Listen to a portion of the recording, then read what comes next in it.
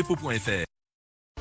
BFM Business, Intégral Bourse, Jusqu'à 18h, la bourse en temps réel. Grégory Volokin avec nous en duplex depuis New York, le président de Mescard Financial Services. Grégory, on est parti peut-être pour une séance de baisse. Je voyais à l'ouverture quand même déjà le Dow Jones qui baissait avec, c'est des petits mouvements de début de séance, mais quand même, ça signale un petit peu l'ambiance du jour. On a peut-être envie de corriger, de consolider un petit peu, Grégory, et pourquoi pas de prendre en compte certains risques plus ou moins nouveaux. Là, j'évoquais le risque commercial. Le marché s'est fait à l'idée que Chine et États-Unis allaient trouver un accord peut-être monumental, comme disait Donald Trump, dans les prochaines semaines. Il va falloir que le marché regarde de près ce qui va se passer du côté des relations commerciales entre les États-Unis et l'Union européenne. Bien vu de la part de Trump de s'appuyer sur les litiges à l'OMC entre Airbus et Boeing pour menacer l'Union européenne, Grégory. Disons, d'abord, il fallait s'y attendre parce que Trump, il agit comme un homme politique et il veut conserver vraiment l'unanimité de sa base, et sa base électorale aime beaucoup quand on s'engage dans ce genre de guerre commerciale. Si on a une résolution avec la Chine, ça sera le tour de l'Europe. On le voyait venir depuis longtemps. À vrai dire, que ça soit aujourd'hui sur le sujet Boeing et Airbus, n'est peut-être pas si important, parce que de toute façon, on sait très bien que d'un côté comme de l'autre, ces compagnies ont vraiment bénéficié de l'aide des États respectifs. Si on critique Airbus d'un côté, on peut tout autant critiquer Boeing avec l'appui du gouvernement américain, des conditions fiscales exceptionnellement favorables, etc. Donc, je dirais le relais de croissance de la guerre commerciale, ça sera pas les avions, ça sera pas comme on voit dans cette liste aujourd'hui les homards, on se demande pourquoi, les fromages, enfin ces petites choses. Il faut pas oublier que dans l'esprit de Trump, il y a un sujet, c'est l'automobile, c'est ça qui sera peut-être le nerf de la guerre. Mais c'est normal qu'on s'inquiète parce que c'est quand même extrêmement important. En plus, quand vous voyez ces chiffres de croissance de l'Europe revus à la baisse, et je dirais, ce qui est très intéressant, c'est qu'ils sont revus à la baisse, mais cette fois, ils sont pas revus à la baisse à cause du ralentissement chinois. Donc, ça veut dire qu'il y a une inquiétude sur l'Europe qui n'est pas juste due aux exportations vers la Chine. Et peut-être, alors je dis pas que le FMI est très prévoyant, parce que très souvent, ils sont à côté de la plaque, mais dans ce cas-là, je pense qu'ils craignent justement la montée en puissance de cette guerre commerciale entre l'Europe et les États-Unis. Ouais, Bruno Le Maire le dit à demi-mot.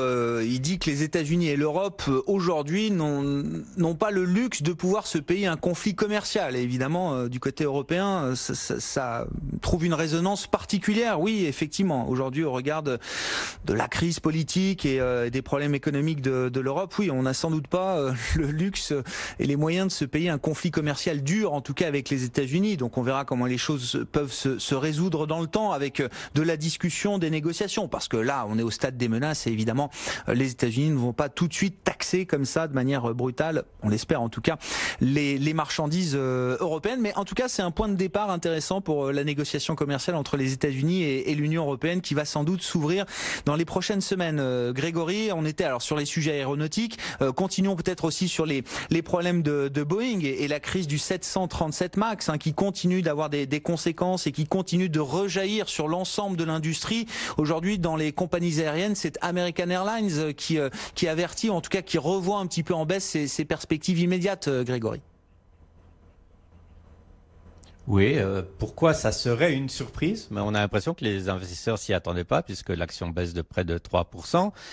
Qu'est-ce qu'ils disent? Ils disent en fait, puisqu'on a à peu près 30 avions immobilisés, nos revenus sur le premier trimestre vont être un peu en baisse. Ils mettent aussi ça sur le coût de l'énergie, donc du fuel qui a un peu augmenté.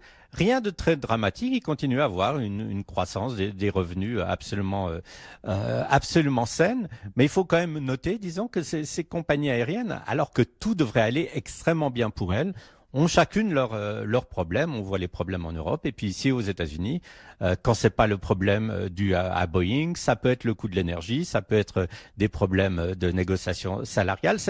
C'est un business très très très difficile. En haut de cycle, si les choses vont pas très bien, comment est-ce que ça ira pour les compagnies aériennes quand la situation économique se dégradera, ce qui arrivera quand même tôt ou tard? Bon, les compagnies aériennes affectées, American Airlines aujourd'hui, et puis le titre Boeing qui est toujours en baisse aujourd'hui, une baisse de 1,5%. Airbus aussi qui signe toujours une des plus fortes baisses du CAC. Après une belle séance hier, Airbus qui rebaisse de quasiment 2% cet après-midi. Le marché qui est en train de baisser de manière assez significative. Ça se voit pas forcément sur les indices, mais on voit quand même des titres qui commencent à baisser de manière assez nette. Carrefour par exemple qui faisait pas grand-chose et qui baisse de plus de 2,5% désormais. On a Atos qui baisse qui baisse également de plus de 2,5%, et puis le secteur bancaire qui était plutôt bien orienté ce matin, qui est en train de se retourner à la baisse également en Europe. Grégory, dans l'actualité également, je sais pas si ça vous intéresse, mais la Chine qui envisage d'interdire le mining, le minage de Bitcoin. Oui, visiblement ça vous intéresse. On reparlait justement du Bitcoin depuis quelques jours parce que les crypto-monnaies repartaient de l'avant et le Bitcoin est toujours d'ailleurs je crois à plus de $5 000. Bon, si la Chine interdit le minage, ça sera peut-être plus compliqué. Oui, déjà on ne sait pas vraiment pourquoi il a rebondi ce Bitcoin de 4 000 à 5 000 ou de 3 500 à 5 000. J'ai entendu des bruits aux États-Unis en disant il y a eu un très gros acheteur. Alors bon, évidemment, si ce n'est qu'un acheteur, c'est peut-être pas un rallye très très convaincant. C'est certain que si la Chine interdit le minage de Bitcoin, et ça c'est des bruits qui ont l'air quand même assez sérieux puisqu'on parle de sources d'État chinoises, ça sera plus difficile encore pour ce Bitcoin de s'imposer. On a quand même l'impression maintenant, et ça fait quand même des années qu'on en parle, que le Bitcoin, puisqu'on parle de s'imposer, en fait, ne s'est pas du tout imposé comme monnaie d'échange. Ça s'est peut-être imposé comme instrument de spéculation et encore. Mais je dirais, et c'est quand même quelque chose à noter, ces cryptocurrencies qui avaient il y a quelques années cet avenir absolument extraordinaire, ça devient un sujet dont on parle plus que tous les 2 ou 3 mois, vous et moi, ce qui est quand même un signe. Effectivement, on est de bons baromètres de ce point de vue-là, peut-être, Grégory. Bon, le Bitcoin aujourd'hui qui consolide un petit peu, mais on reste quand même au-delà des $5 000, $5 200 pour le Bitcoin actuellement. Grégory, peut-être un mot de l'actualité fusion-acquisition. C'est toujours là aussi un baromètre intéressant pour le marché. On a une consolidation dans le secteur hôtelier, c'est ça, Grégory. Wynn Resorts qui fait une offre de plus de $7 milliards sur Crown Resorts en Australie. Pourquoi est-ce que ce deal vous intéresse particulièrement, Grégory ? Ce deal m'aurait intéressé, sauf qu'il y a quelques minutes, Wynn Resort a dit « Ah non, on retire notre offre. » Et pourquoi ils retirent leur offre ? C'est parce qu'il y a eu des fuites. Alors les fuites, c'est peut-être pas très très grave, mais si vous regardez le titre Crown Resort en Australie, à cause de ces fuites, il avait monté de 20% d'un coup en ligne droite. Donc, ce que se dit Wynn Resort, qui essayait peut-être de faire une bonne affaire, c'est de se dire, mais on va quand même pas faire de cadeaux maintenant à Crown Resort. S'il faut commencer des négociations avec un prix de départ déjà 20% au-dessus de ce qu'il était la veille, c'est pas vraiment très intéressant pour nous.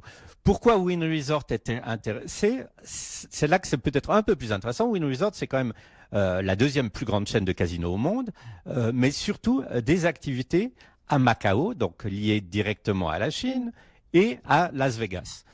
Donc, avoir une diversification pour eux vers l'Australie, qui a, il faut le souligner assez souvent, un des rares pays qui a une croissance pratiquement en ligne droite ascendante depuis des années, ça a certainement un sens.